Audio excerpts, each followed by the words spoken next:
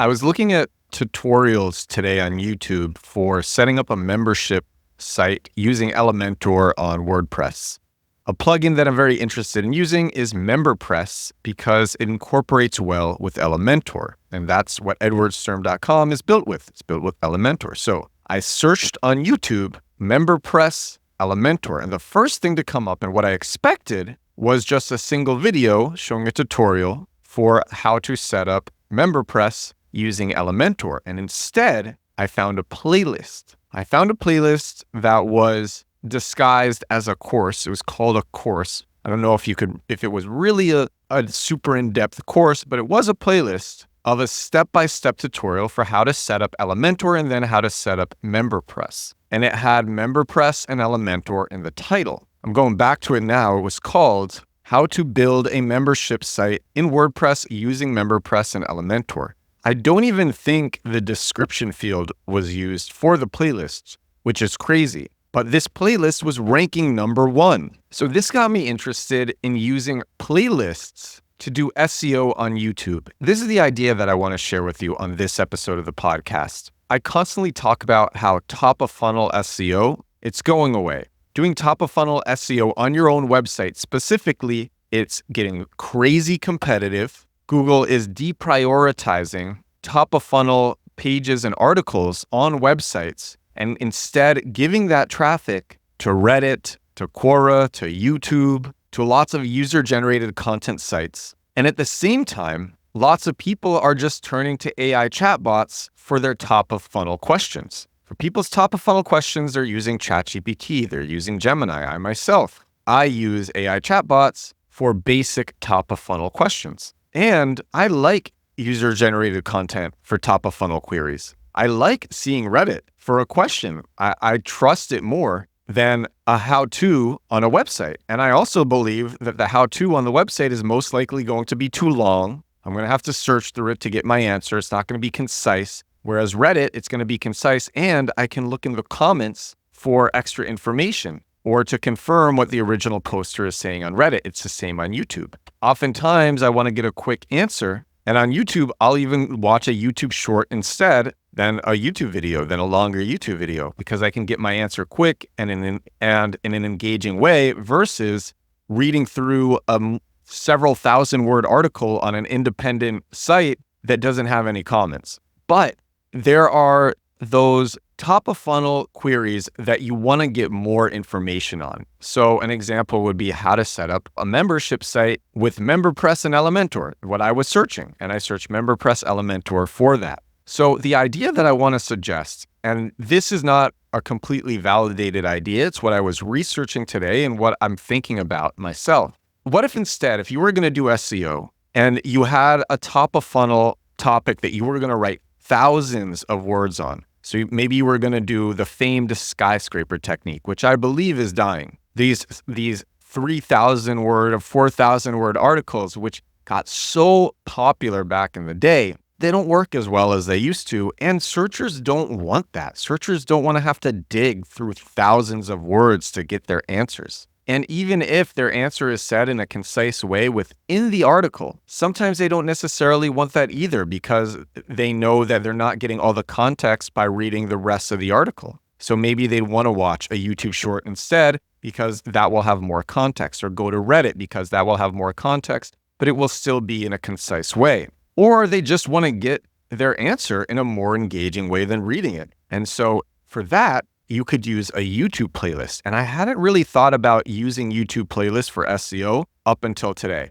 I've thought a lot about using YouTube videos and YouTube shorts for SEO because my videos on YouTube rank all the time for keywords that I care about all the time. YouTube SEO is pretty easy. You put your keyword at the beginning of your video title and at the beginning of your video description. And that goes for YouTube shorts and that goes for longer YouTube videos. But playlists, there's so much more that you can do. There's so many more fields. You don't just have the playlist title and the playlist description. Then you also have the titles and descriptions of every video in the playlist. And that's kind of like your H2s. It's crazy to think about. So, on a normal article, you have your H1 and your page title. Typically, these should be the same thing. Not exactly the same because you want to have your brand name at the end of the page title, but you don't have that in the H1. The H1 is just the top heading that you see for any page. And then you have your subheadings, which are the headings for each section within that article. The subheading is an H2. So on YouTube, what would you have? You would have the playlist title, which is equivalent to the H1, or the page title. It's equivalent to that. You have the description field. That's equivalent to the introduction of a page, but also it's kind of like a combination of the meta description and the introduction for a page. So if you were going to write a 3,000 word article that targets a top of funnel query and lots of other top of funnel terms, because typically when you are making one of these several thousand word pages, you want to use it to rank for lots of different keywords. And it's actually a very ineffective way to do that now. And by ineffective, I mean it's just a lot more competitive. It used to be a lot more guaranteed that if you write this long article, it's going to rank well. It's a lot less guaranteed now for the reasons that I described. It's just the search intent doesn't match it as much anymore, and Google wants to give users and searchers what they want, or else they're going to leave Google. And what do they want? They want user-generated content. So the crazy idea is, with your several thousand word article, you have your target keyword, which is the H1 and the page title. And instead with a playlist, that's the playlist title. And you also take that keyword, you put it at the beginning of the description for the playlist. This is your focus keyword. You write a longish description. I would say a long description. You write a decent sized description, a few paragraphs for the playlist. That playlist is a summary of what you are getting in the playlist. And it also uses other keywords that are related to the focus keyword. It's similar to an introduction. If you made a page with the title of the playlist and then you use the description as the introduction, you would want people to read that. But then what you do is you have all of these secondary keywords that you would want a several thousand word article to rank for. And with the playlist, all those secondary keywords are their own videos with their own descriptions. So with each video, the keyword is at the beginning of the video title and at the beginning of the video description. So now you have this playlist targeting your focus keyword. You have all these videos under it that are targeting all these secondary keywords. And now what can happen is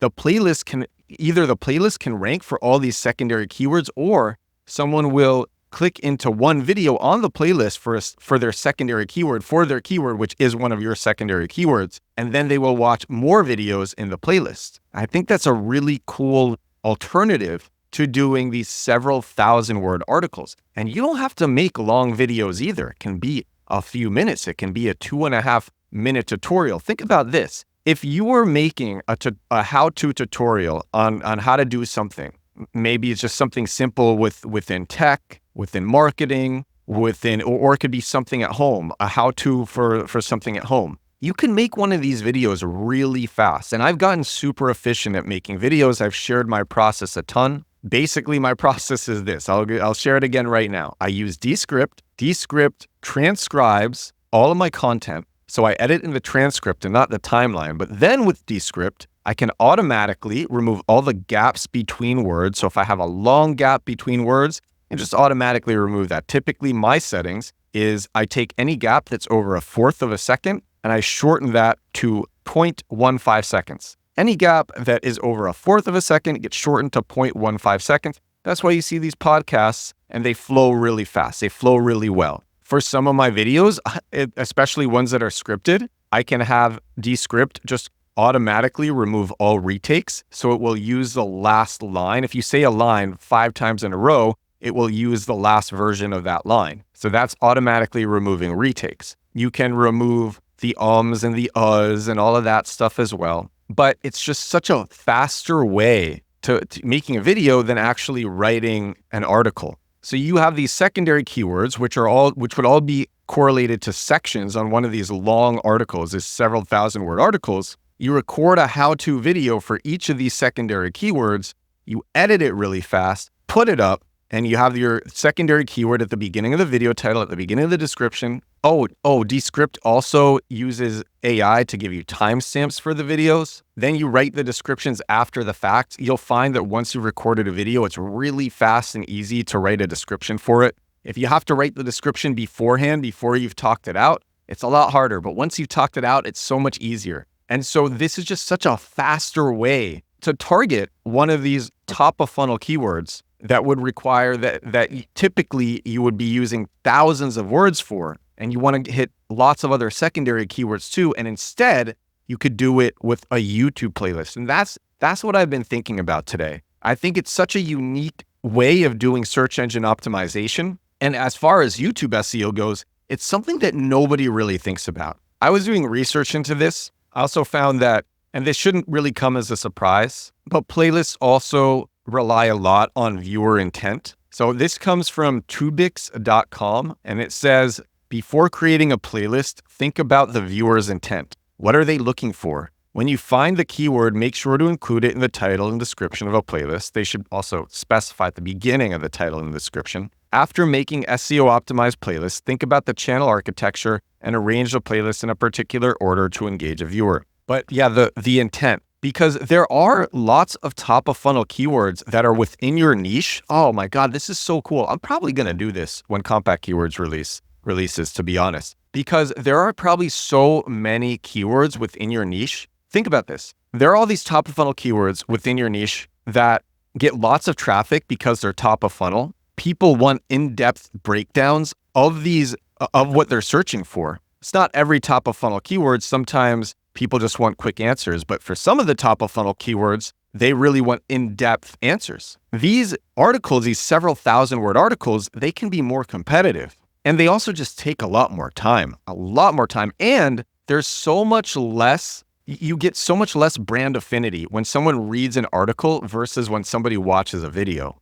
Somebody is a lot less likely to become familiar with a brand, attached to a brand, and also just care about the other things that you're selling. But with a video, so for example, I can make a playlist on bottom of funnel search engine optimization. In fact, I could probably just take, and maybe I'll do this, I could probably just take all the times I talk about all the dedicated bottom of funnel search engine optimization episodes of The Edward Show, of this podcast, make a playlist for bottom of funnel SEO, and then try to, and again, this is a hypothesis, but try to use that to rank really well for how to do bottom of funnel SEO. And in these podcasts, I also talk about my product, my bottom of funnel search engine optimization product, Compact Keywords, compactkeywords.com. So as I have this playlist and as I'm describing the basics of bottom of funnel search engine optimization, I'm also promoting my product. And with a several thousand word article, it's a lot harder to do that.